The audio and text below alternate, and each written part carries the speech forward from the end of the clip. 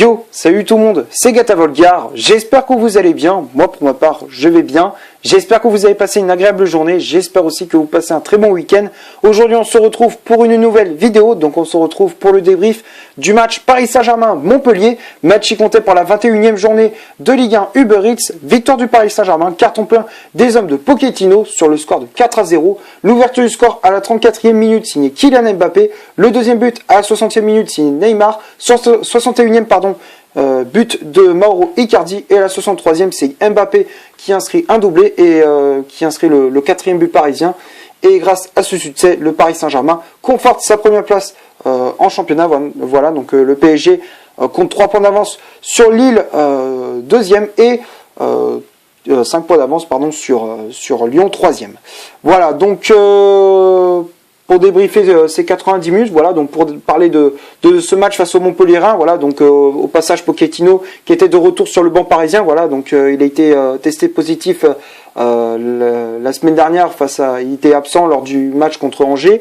Là, il est de nouveau présent, voilà, donc il est guéri du Covid, voilà, et donc du coup il était de retour sur le banc parisien, voilà, donc il n'a pas trop touché à sa tactique, il n'a pas touché à ses joueurs, voilà, donc ça a été quasiment le même 11 que contre Angers, voilà.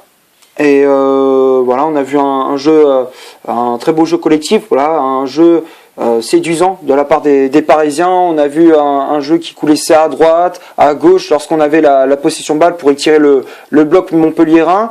On a vu une possession de balle très stérile. On a vu aussi de bonnes actions. Et voilà, on a vu de la créativité aussi dans le jeu parisien. Franchement, c'était très séduisant à voir, très intéressant à regarder.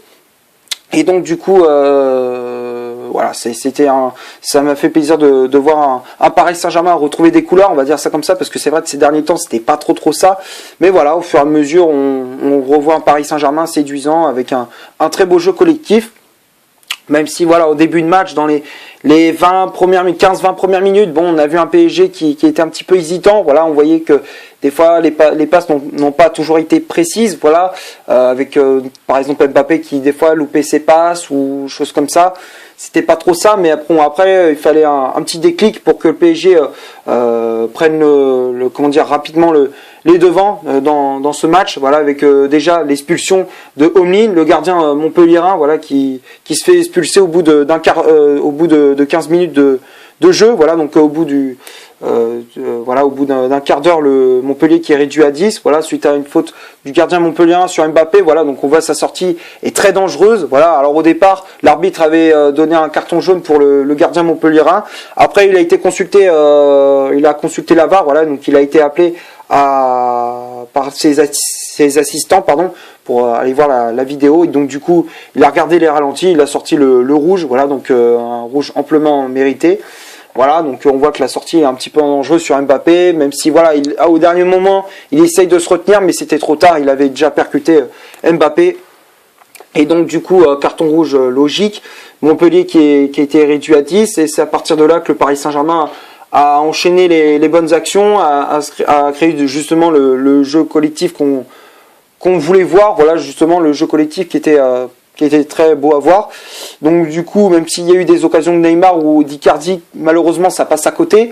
On a à côté du cadre montpelliérain, on a quand même réussi à faire sauter le verrou, voilà, à 34e minute avec le but de Kylian Mbappé, voilà, sur une magnifique ouverture de Neymar qui a été très très actif dans ce match, voilà, il a été passeur et buteur également, voilà, Neymar qui fait une magnifique passe pour Mbappé qui fait un joli piqué juste devant Berthaud, voilà, le deuxième gardien montpelliérain, le gardien remplaçant de Montpellier, voilà, qui a remplacé Omlin, expulsé.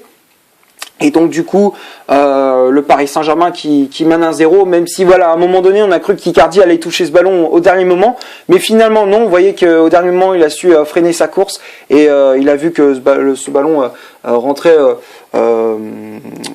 dans le but montpelliérain. Voilà, donc Mbappé qui retrouve le chemin des filets. Voilà, ça fait plaisir de voir un Mbappé comme ça. Voilà, c'est vrai que ces derniers temps, j'avais énormément critiqué, voilà, sur son attitude, sa façon de jouer, que c'était vraiment brouillon, voilà, des choses comme ça. Moi, j'avais énormément critiqué. Et voilà, les gars, c'est ce qu'on attend de Kylian Mbappé, c'est ce qu'on attend de lui.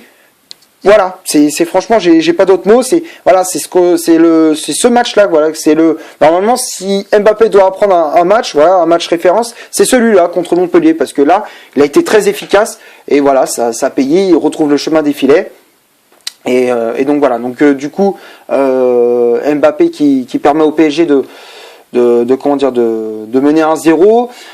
C'est le score à la pause en plus, voilà, donc le PSG qui mène 1-0, même si voilà, en fin de première mi-temps, Montpellier s'était créé une occasion dangereuse sur coup de pied arrêté avec Victorino Hilton, voilà, le capitaine montpelliérain qui avait devancé Keylor Navas sur un corner de Savanier, si je me trompe pas, mais voilà, sa tête passe au-dessus du cadre parisien, voilà, donc c'était la seule grosse occasion de la part des Montpelliérains en première mi-temps, mais après, à partir de la seconde mi-temps, ils ont complètement pris l'eau parce que voilà, on voyait les Parisiens prendre le dessus et de petit à petit faire un festival offensif avec déjà le deuxième but parisien, le but de Neymar à la 60e minute, voilà, sur une ouverture magnifique de la part de Marco Verratti, une passe magnifique, voilà, une transversale de la part de l'Italien, voilà, du milieu italien, pour Mbappé qui remet ce ballon au point de pénalty pour Neymar, voilà, Mbappé qui remise ce ballon pour Neymar qui avait plus qu'à ajuster Berthaud, voilà, dans le plat du pied.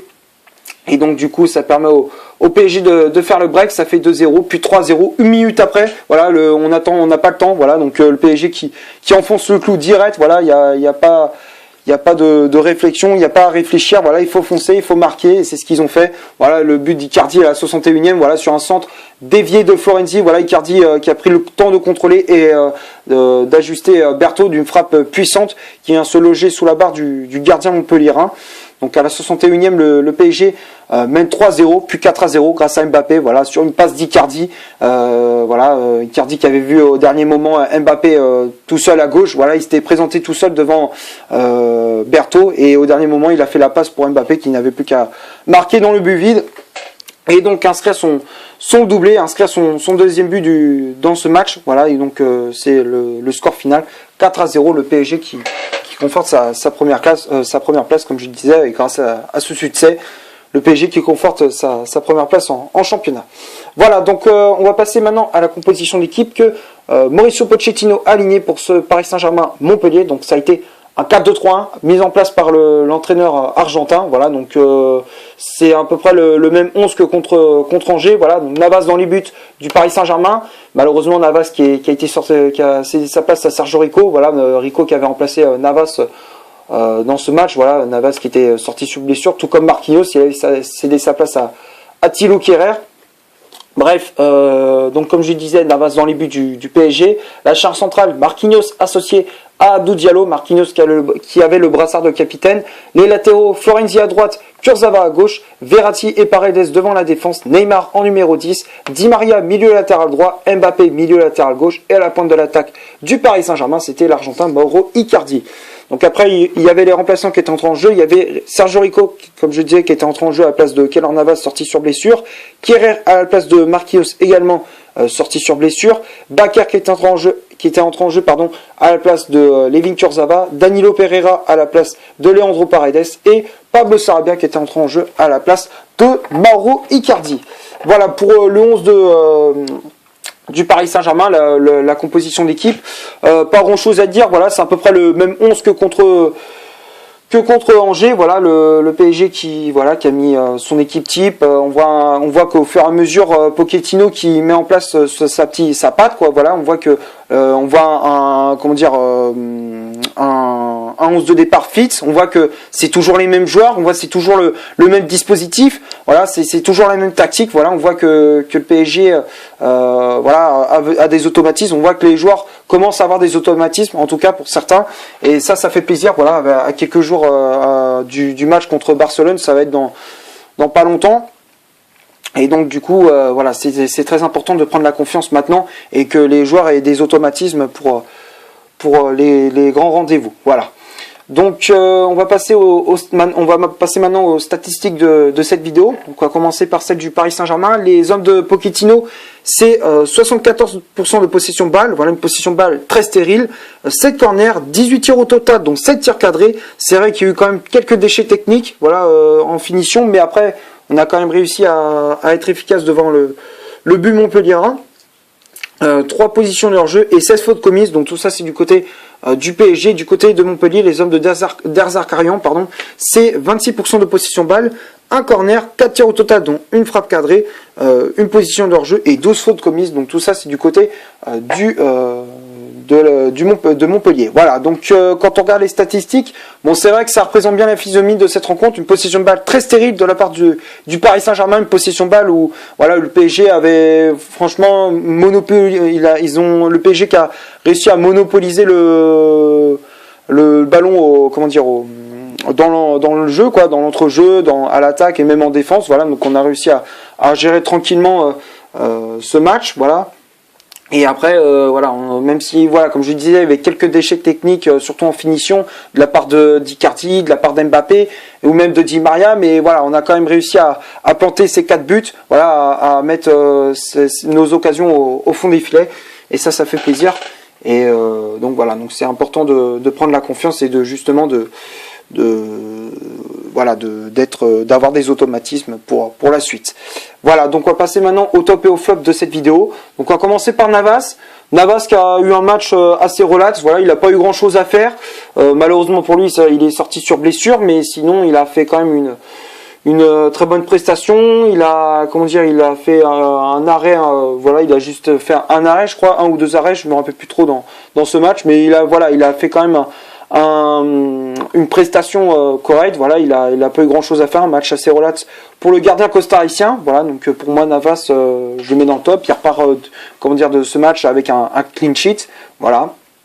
Après, la charnière centrale, Marquinhos, Diallo, les deux je les mets dans le top. Marquinhos qui a été patron de cette défense du PSG, voilà, on voyait que c'était lui le patron, c'est lui qui gérait la défense. Voilà, on voyait qu'il disait à Florenzi, monte, descend, revient, enfin voilà, il disait les consignes à ses partenaires, et ça fait plaisir d'avoir un joueur qui a du leadership, voilà, qui possède ce leadership. Donc pour moi Marquinhos je mets dans le top. Diallo aussi, même si au début du match il n'était pas très très serein, mais au fur et à mesure il a pu s'installer et être confiant pour ce match. Voilà, donc pour moi Diallo je le mets dans le top. Après les latéraux Florenzi et Kurzawa, défensivement ils ont été corrects. Moi j'ai trouvé qu'ils étaient assez intéressants, même si voilà ils n'étaient pas vraiment inquiétés. Voilà, en face ils n'avaient pas des grosses occasions. Voilà, en face ils n'avaient pas d'ailier qui faisaient très très mal, mais voilà, offensivement ils ont bien apporté aussi. Voilà, donc ils n'ont pas eu grand chose à faire dans ce match. Voilà, sur les tâches défensives, mais après offensivement ils ont été assez intéressants. Florenzi qui a été auteur d'une passe décisive, voilà, sur le but d'Icardi. Kurzawa qui a été intéressant, qui a fait quelques bons centres. Voilà, donc pour moi Kurzawa je le mets dans le top, Florenzi aussi.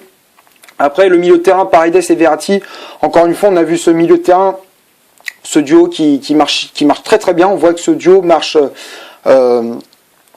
bien. On voit que Paredes distribue les ballons à droite, à gauche. Verratti qui fait également la même chose. Paredes qui met un peu d'agressivité. Verratti qui ratisse bien des ballons et qui a su jouer à son compte, quoi, faire ce qu'il veut. Voilà, on voyait que dès que Verratti avait le ballon, il pouvait faire ce qu'il voulait. Voilà, vous voyez qu'il décalait les ballons à droite, à gauche, il distribuait. Voilà, donc moi j'ai trouvé un Verratti très intéressant. Voilà, dans ce match, pour moi ça a été l'un des meilleurs milieux, voilà, dans ce match. Voilà, moi je préférais le match de Verratti par rapport à celui de Paredes, même si voilà, Paredes a été bon également. Voilà, donc Paredes il a été très bon aussi. Voilà, donc pour moi Verratti, Paredes, les deux j'ai mis dans le top. Après Neymar, voilà, il a été très actif, voilà, très efficace à ce poste de numéro 10. Il a fait très très mal à cette équipe de Montpellier. Il a été auteur d'une passe décisive, d'un but. Voilà, moi j'ai trouvé que Neymar il a fait un match assez complet.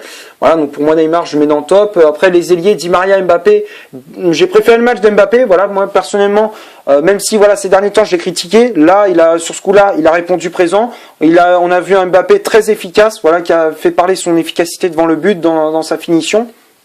Voilà, donc pour moi Mbappé je le mets dans le top. Di Maria, bon, il était un petit peu isolé, enfin il s'est un peu mis en retrait par rapport à Neymar et à Neymar, à Mbappé ou encore à Icardi, mais sinon il a été quand même efficace, il a été quand même très dangereux, il a su mener voilà les attaques du Paris Saint-Germain, il a su faire ce qu'il voulait aussi, voilà, il a su faire la différence également, voilà, pour permettre au PSG de gagner. Ça a été aussi un joueur important dans ce match, voilà. Donc pour moi Di Maria je le mets dans le top, et Icardi aussi, voilà, qui a marqué son petit but, même si voilà des fois ça manquait, ça pêchait un tout petit peu dans la finition, mais après il a su faire la différence à l'heure de jeu et d'inscrire son but dans ce match, son petit but.